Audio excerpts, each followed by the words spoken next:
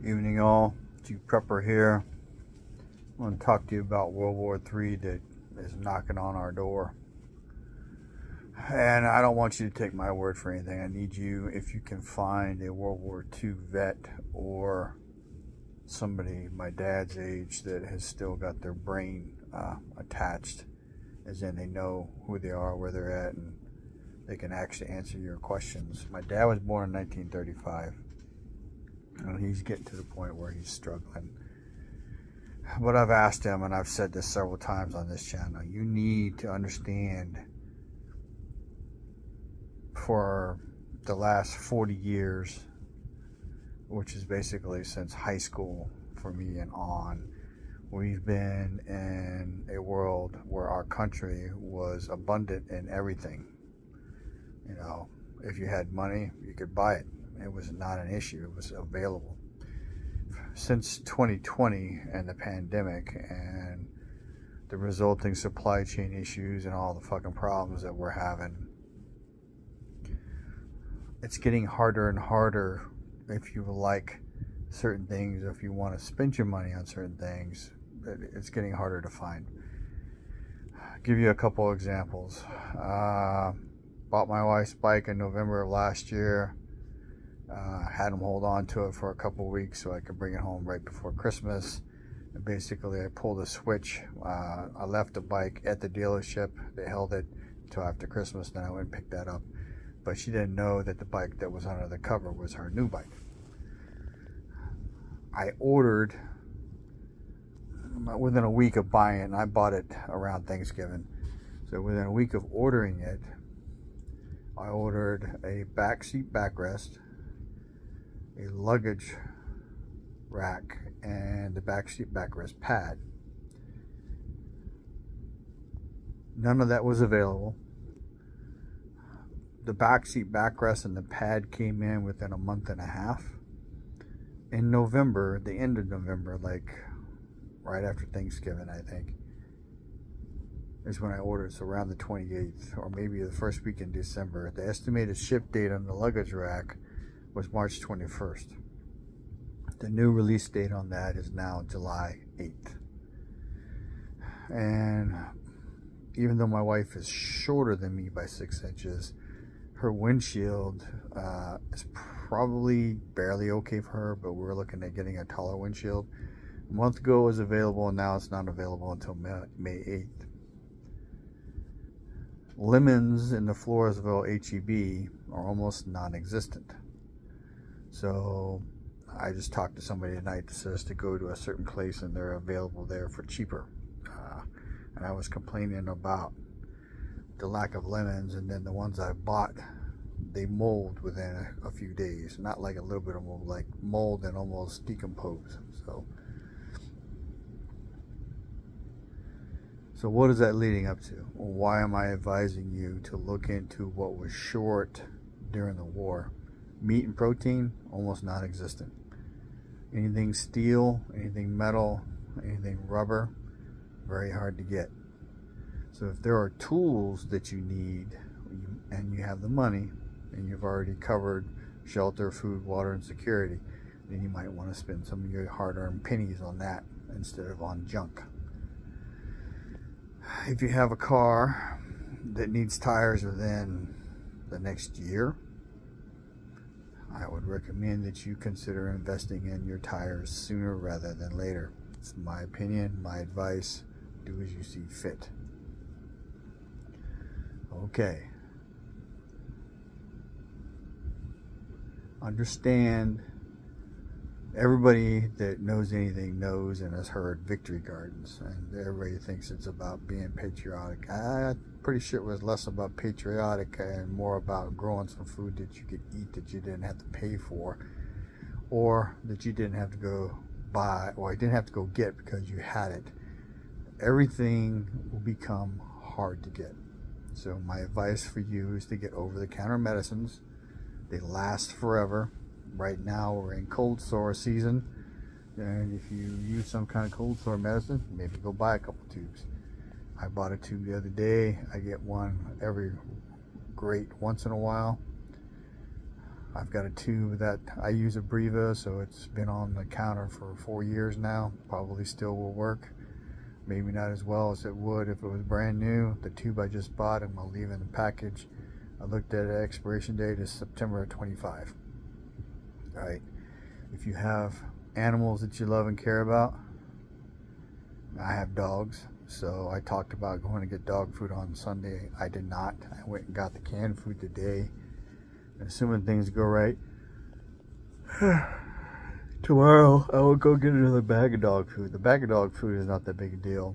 I buy one pretty much once every 6 weeks, and basically I rotate it because I've heard that shit goes bad. The canned food, as long as it's kept relatively not hot and not freezing, it should be good for a long time. And the reason I stocked up on canned food is because, again, anything metal will become hard to come by. Any protein will be hard to come by. And then with my dogs, because I stopped feeding them morning and night canned food, so I just give them one can in the evening, it will last a while. So that means that, unlike in the book 1 Second After, where the person who had the dogs, and he wound up, one got killed in a battle in his house, and then he killed one and fed it to his daughter. All right, I don't have, and the dogs were skinny because there just wasn't any food. The people were skinny, right? So me and my wife went to a Chinese buffet today, first time in a while, and I probably won't go back to that one because the service and the food is not as good as it used to be, but it seems to be the case everywhere. About 60 to 70% of the people in that fucking place were people who should have been going to a fucking salad buffet and not a fucking Chinese buffet. They were fat. You know, I'm not throwing shade at you if you're fat. I'm a fat body myself. I'm working on it. You know, but I ain't making a lot of progress, all right? Because understand something. If it gets as bad as it may, Israel is getting ready to respond sometime soon. Iran has already said they will respond, and this is just going to become a tit for tat escalation thing. So make sure you understand, we could be days or weeks from something major happening. If nukes go off anywhere, everybody's going to fucking panic. So if you have any discretionary funds that you have access to, that you can cover down on the 4 essentials: shelter, food, water, and security, then and if you haven't, I would do that. Then move on to some kind of backup power. All right, some way to provide yourself, maybe a radio or TV, if TV is still broadcasting. All right, maybe invest in the old analog antenna, an analog TV. You know, some way where you don't have to, like in my case, I get direct TV, but I have an old analog TV and antenna and a tuner. All right, definitely get an emergency radio if you don't have one that runs off of rechargeable batteries, hand crank, and regular batteries, and it has a solar panel on it. It's about 80 bucks on Midway USA. It's not necessarily a plug for them. You can get them off of Amazon as well. All right, access to information will be important. All right, unlike World War I and World War II, where there was not large-scale attacks in the U.S., there was fighting in Alaska, and there was some issues on the West Coast from Japan. If this thing goes nuclear or global, then maybe even without, I think there's going to be issues here. I'm not trying to scare you. I'm not encouraging you to spend all your money on junk. I am telling you that a modicum of comfort can be had right now for like 1/100th of the price and cost it will cost, if it's even available, if something goes sideways. So if you're new to prepping, welcome. If you're older, hopefully you've already covered down on everything. If you're in between, then make sure you're checking your priorities, checking your list of what you're working on, and please use a list to help keep track, keep focused on what you need to do. All right. My generator parts are showing up. I have 2 more packages. One's supposed to come in tomorrow, and then one later in the week. And then that'll round out my needs for that. Spark plugs. I got oil on hand. I got gas on hand. I got filters for them, all of them that I ordered. All right, which is huge. All right. Another thing, if you haven't seen a lady called Chicanic, she's a female small engine repair expert from what I can see. She highly advises people putting a shutoff valve in line on their fuel for their small engines. She said it's like life-saving, changes everything. So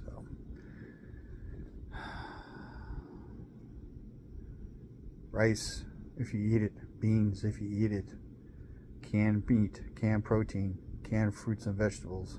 All right, you know, backup power, water filtration, water source, preferably a well.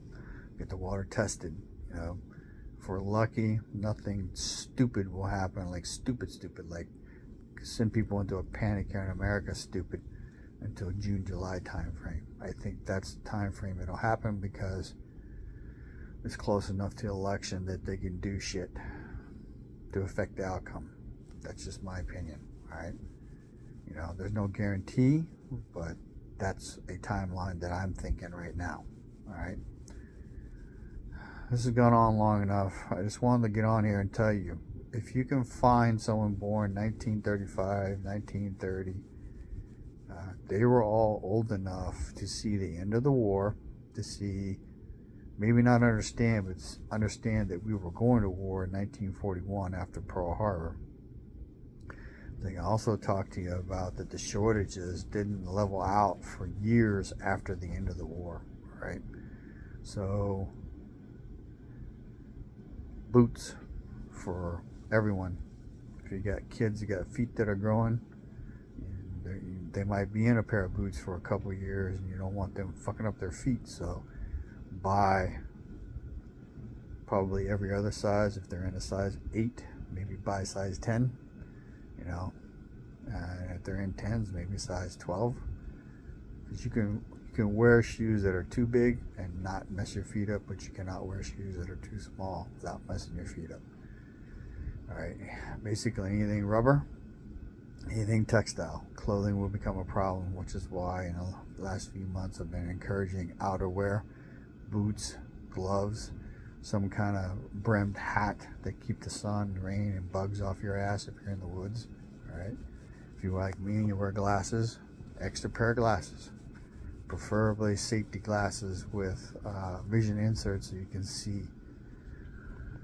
I've gone through what I went through the last year with my right eye, and it'll never be right.